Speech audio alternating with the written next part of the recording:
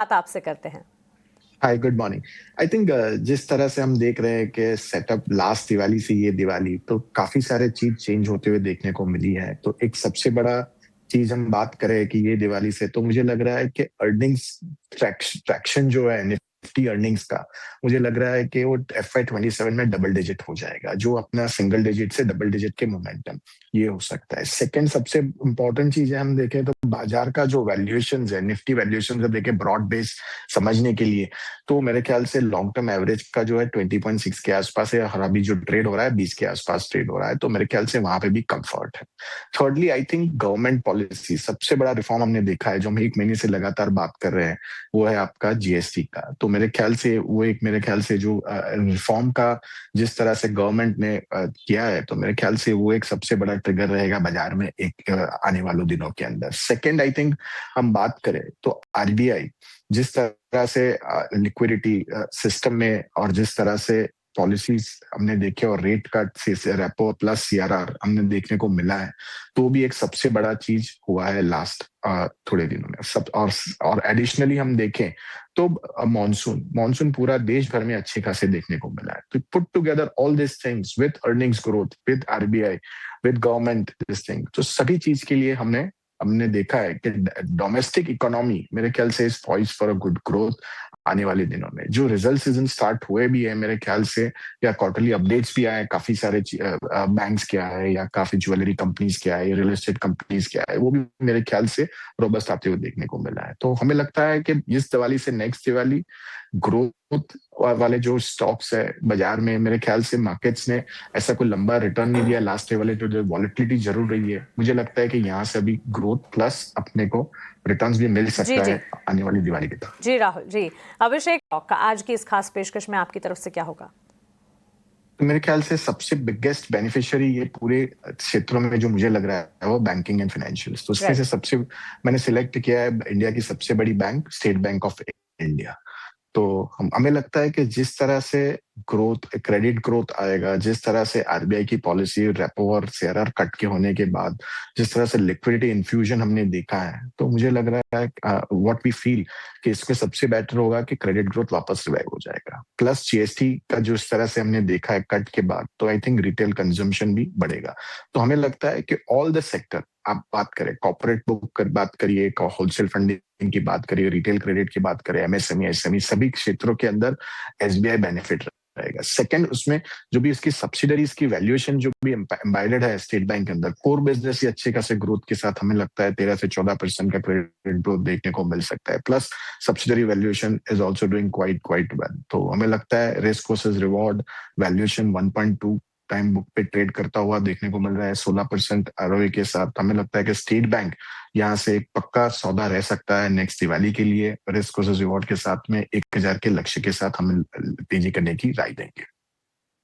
Stock banks and financial से banking दिग्गज SBI लंबी अवधि का नजरिया, एक साल का आउटलुक का 1000 तक के टारगेट्स भी एंटिसिपेट किए जा रहे हैं और ढेर सारे फंडामेंटल्स हैं जिसके दम पर एसबीआई का स्टॉक जो है वो पॉजिटिव नजर आता है। राहुल को अब अगला स्टॉक कौन से सेक्टर से होगा और कौन सी स्क्रिप्ट है आपके फोकस रेडार पर?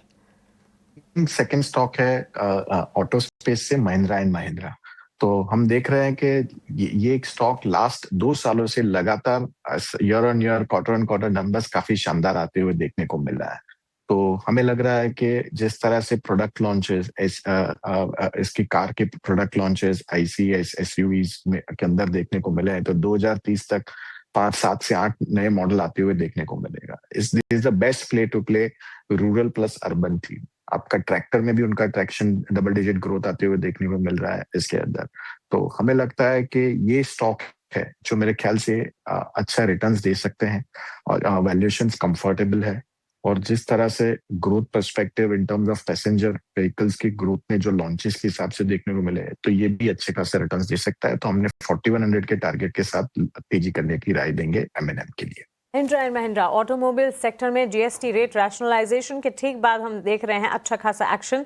नॉट जस्ट ऑटो, पूरा का पूरा कंजम्पशन का खेमा हम देख रहे हैं अच्छी खासी तेजी दिखा रहा है और यहाँ से आगे पूरे साल भी और उसके बाद भी कंजम्पशन में काफ़ी हद तक जो रिक्वायर्ड पोटेंशियल और रिक्वायर्ड सपोर्ट थे वो इस खबर जीएसटी रेट रैशनलाइजेशन की खबर से मिलती हुई दिखी है। उसके ठीक बाद ऑटो सेक्टर की रफ्तार लगातार बढ़ी है।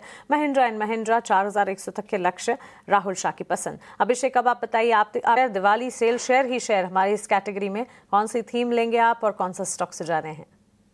तो एक थीम हम लोग काफी टाइम से तेजी में रहे हैं और काफी टाइम से हम देख रहे हैं कि बाजार भी वो स्टॉक्स को दे रहे हैं, वो है स्विगी।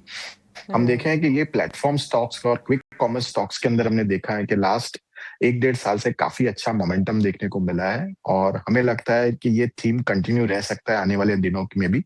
तो जिस तरह से सेटअप अभी है तो हमें लग रहा है नंबर 1, आई थिंक जिस तरह से स्विगी में हम लोग लग रहा है कि ये लॉस से प्रॉफिट की ओर आने वाले देख सकते हैं। ग्रोथ 23% के आते हुए देखने को लग सकता है कि 26 टू 28 के अंदर 23% की ग्रोथ शेयर के अंदर टॉप लाइन रेवेन्यूज में देखने को मिल सकता है।